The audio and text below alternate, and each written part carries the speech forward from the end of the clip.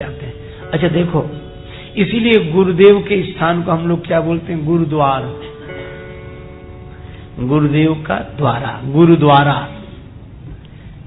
अच्छा सचमुच गुरुदेव द्वार हैं, यही अंतर है। गुरुदेव द्वार की तरह हैं और हम लोग दीवार की तरह हैं। द्वार और दीवार में अंतर क्या है? जैसे हम लोग इस भवन में बैठे हैं तो यहां द्वार है और दीवार है। किसी भी भवन में आप देखें द्वार कहां और दीवार कहां? कहा कि जहां दरवाजे में क्या किया अपन ने? कुछ निकाल दिया, कुछ हटा दिया तो द्वार हो गया।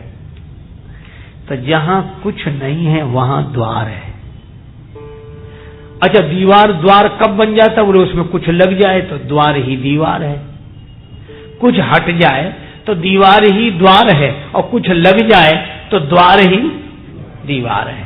बस यही है हमारे जीवन में, ये अभिमान का, अहंकार का जो कुछ लगा है ना, इसीलिए यह द्वार भी दीवार बन गया है। और गुरुदेव के विलक्षणता क्या है? बोले अहंकार का कुछ हट गया है, इसलिए द्वार है। अच्छा द्वार की विशेषता क्या है?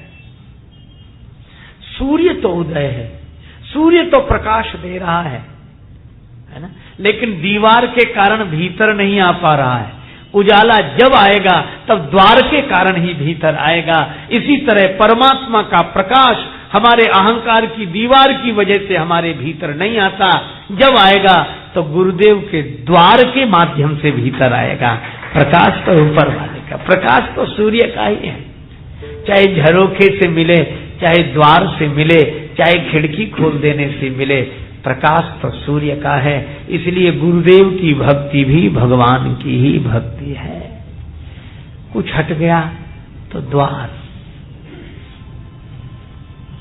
इसीलिए अपनी खुदी ही पर्दा है दीदार के लिए, वरना कोई नकाब नहीं यार के लिए। आप ही आप यहां तालिबो मतलूब है कौन? मैं जो आशिक हूं कहा था मुझे मालूम न था, वजह मालूम हुई तुझसे न मिलने की ऐ सनम, मैं ही खुद पर्दा बना था मुझे मालूम न था।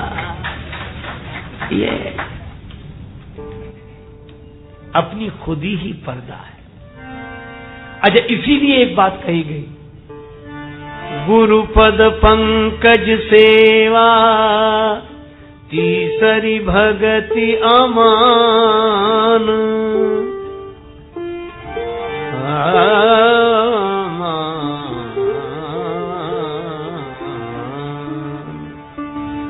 अभिमान रहित होगा और सचमुच गुरुदेव के श्री चरणों की सेवा जो करेगा उसे अभिमान रहित होना नहीं पड़ेगा, अभिमान रहित हो जाएगा।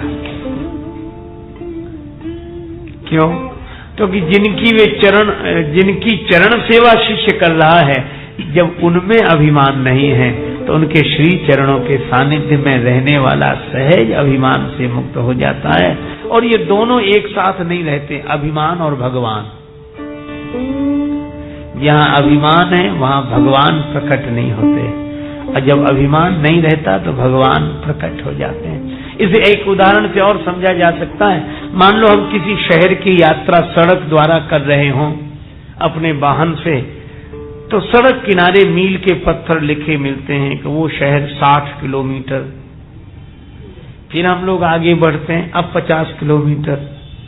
अच्छा एक बात बताओ, बढ़ते जाते हैं 60 से 50, 50 से 40, 40 से 30, 30 से 20, 20 से 10, 10 से 5, 5 से 2।